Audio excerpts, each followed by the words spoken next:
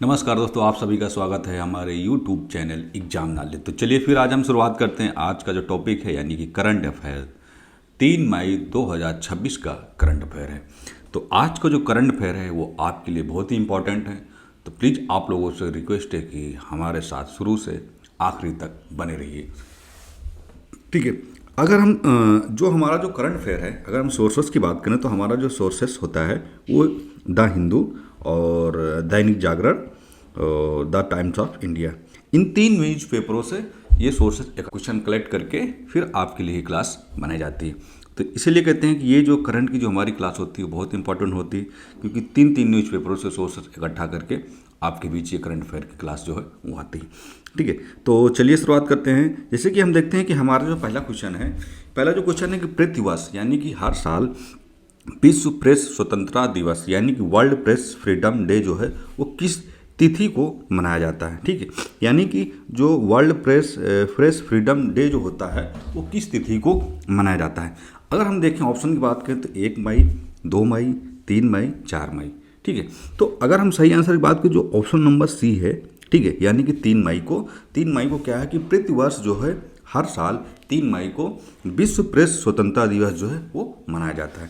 ठीक है, तो ये क्या है कि यूनेस्को की सिफारिश पे, किसकी, यूनेस्को की सिफारिश के बाद दिसंबर 1993 में संयुक्त राष्ट्र महासभा द्वारा इसकी घोषणा की गई थी। ठीक है, यानी कि यूनेस्को ने सिफारिश किया था, तब इसके बाद क्या हुआ कि दिसंबर 1993 में संयुक्त राष्ट्र महासभा द्वारा इसकी घोषणा की गई थी कि यह दिन जो है वो प्रेस की स्वतंत्रता और सिद्धांतों और पत्रकार लोग उनके साहसों को सम्मान देने के लिए ये दिन मनाया जाता है।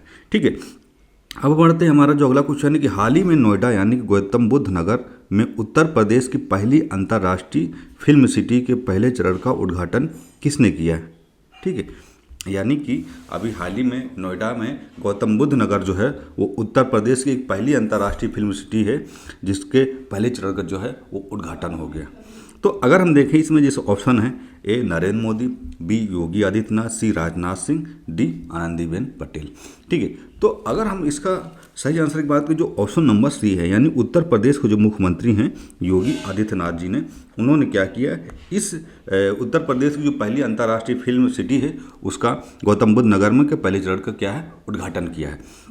ठीक है, तो इसे दुनिया की सबसे आधुनिक और तकनीकी रूप से उन्नत फिल्म सिटी के रूप में विकसित किया जा रहा है, जिससे हजारों स्थानीय लोगों को क्या है रोजगार मिलने की उम्मीदें हैं।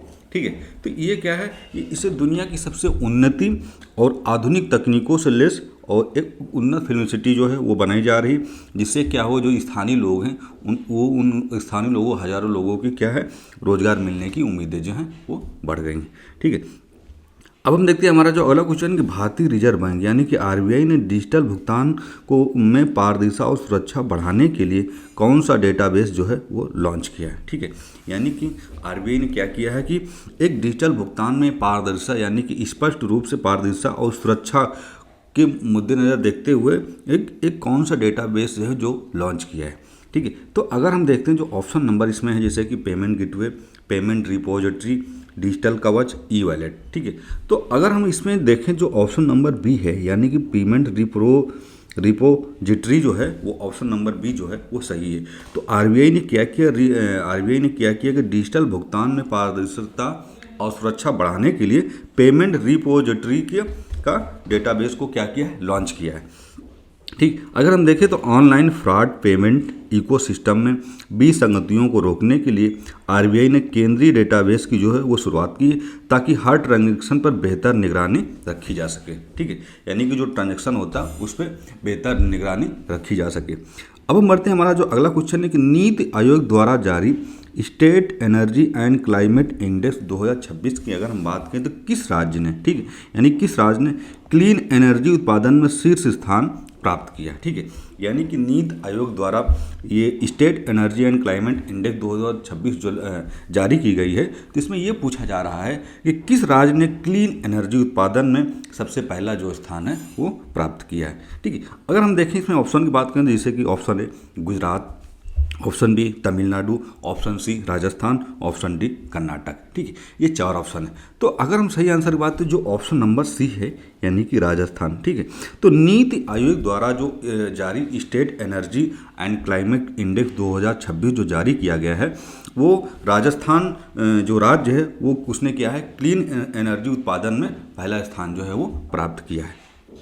ठीक है, तो क्या है कि राजस्थान ने अपने विशाल सोलर पैकेज जैसे कि भड़ला सोलर पार्क, ठीक है, पवन ऊर्जा परियोजनाओं के कारण नवीकरणीय ऊर्जा यानी कि रिन्यूएबल एनर्जी के में पूरे देश में जो है वो प्रथम स्थान जो है वो प्राप्त किया है। ठीक है, अब बढ़ते हैं हमारा जो अगला क्वेश्चन कि भारतीय वायुसेना ने लद्दाख के दुर्गम क्षेत्रों में बेहतर संचार के लिए किस स्वदेशी प्रणाली का जो है वो सफल परीक्षण किया है। ठीक है, यानी कि भारतीय वायुसेना ने लद्दाख के जो दुर्गम क्षेत्र हैं उसमें बेहतर संचार प्रणाली के लिए किस स्वदेशी प्रणाली का जो है वो एक सफल परीक्षण किया है।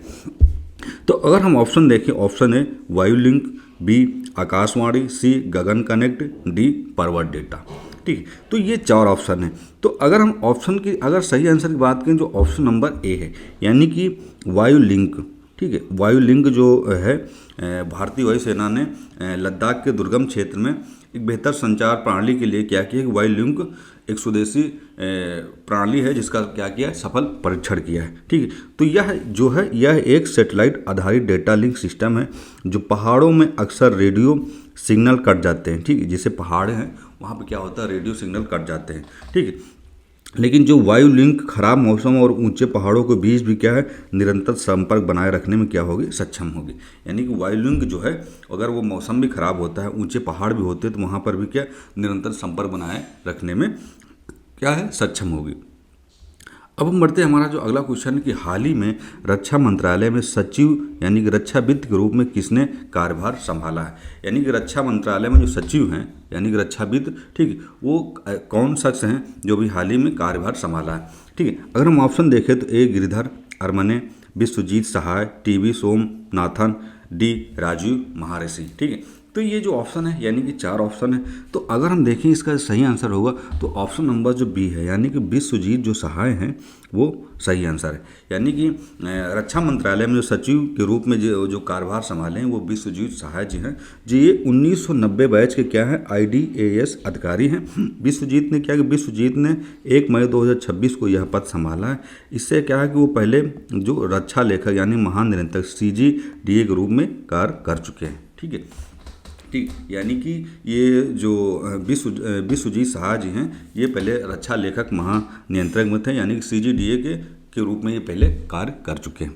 अब बढ़ते हैं हमारा जो अगला क्वेश्चन है कि निर्वाचन आयोग यानी कि ECI ने 3 मई को पश्चिम बंगाल के किस विधानसभा सीट पर दोबारा मतदान यानी कि रीपोलिंग कराने का फैसला किया है। आप लोग को बता दें कि अभी पश्चिम बंगाल में चुनाव हो रहा था, जो चुनाव की जो प्रक्रिया है वो ख़त्म हो गई है और 4 मई को इसका फाइनल रिजल्ट आने वाला है। तो लेकिन निर्वाचन आयोग बंगाल के चुनाव में किसी विधानसभा सीट पे वहाँ पे जो वोटिंग हुई वहाँ पे मतलब कुछ गड़बड़ी की वजह से वहाँ की जो वोटिंग थी वो उसको रीपोलिंग यानी कि दोबारा वोट कराया गया है। ठीक है, तो ये पूछा किस विधानसभा सीट पर दोबारा मतदान यानी कि रीपोलिंग कराने का जो फैसला किया गया है। तो अगर हम देखें तो इसमें 4 ऑप्शन है यानी कि नंदीग्राम, भवानीपुर, फलता, संदेश खाली यानी कि 4 ऑप्शन है। तो अगर हम देखें इसका सही आंसर तो ऑप्शन नंबर जो सी है यानी कि फलता विधानसभा में रीपोलिंग कराया गया है। ठीक है, तो चुनाव में अनियमितताओं की शिकायतों के बाद चुनाव आयोग ने यह फलता विधानसभा सीट पर पारदर्शी वोटिंग सुनिश्चित करने के लिए दोबारा मतदान करने का आदेश दिया है।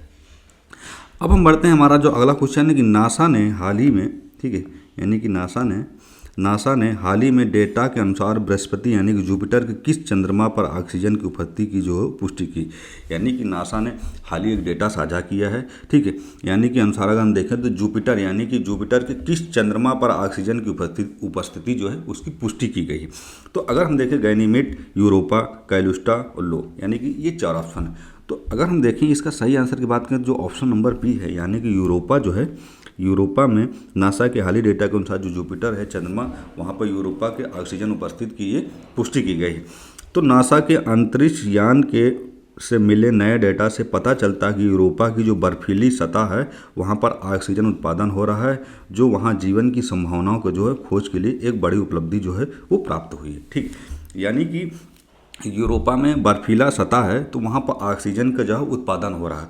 तो इससे ये है कि वहाँ पर जो जीवन की जो मतलब मनुष्य जीवन की जो संभावना है वो बढ़ रही है। तो इससे क्या है कि संभावना तो खोज के लिए एक बड़ी उपलब्धि के रूप में देखा जा रहा है, यानी कि मनुष्य का जो जीवन है वहाँ पर व्यतीत किया जा सकता है। अब बढ़ते हैं, हमारा जो अगला क्वेश्चन है कि दिल्ली के किस इलाके में 3 मई की सुबह एक इमारत में भीषण आग लगी, यानी कि एसी ब्लास्ट के कारण 9 लोगों की मृत्यु हो गई। ये अभी काल के करंट अफेयर में क्वेश्चन था। ठीक, यानी कि दिल्ली के किस इलाके में एक भीषण आग यानी एसी ब्लास्ट हुआ था, ठीक, वहाँ पर 9 लोगों की मृत्यु हो गई। तो अगर हम ऑप्शन देखें तो करोल बाग, विवेक विहार, लक्ष्मी नगर, मुखर्जी नगर। ठीक, ये 4 ऑप्शन। तो अगर हम इसका सही आंसर देखें तो ऑप्शन नंबर जो बी है, यानी कि विवेक विहार में 3 मई की सुबह एक इमारत में भीषण आग लगी जिससे वहाँ पे एसी ब्लास्ट हुआ। ठीक, एसी ब्लास्ट होने से 9 लोगों की मौत हो गई। तो विवेक विहार एक रिहायशी इमारत में एयर कंडीशनर यानी कि एसी में ब्लास्ट होने का भीषण आग लगी जिसने पूरे क्षेत्र को शोक में डाल दिया, यानी कि वहाँ पर टोटल 9 लोगों की मृत्यु हो गई। अब हम देखते हैं हमारा जो आज का जो लास्ट क्वेश्चन है, केंद्र सरकार ने हरियाणा और राजस्थान में पानी की कमी दूर करने के लिए किस बांध से 4500 क्यूसेक अतिरिक्त पानी छोड़ने का जो है वो प्रस्ताव दिया है।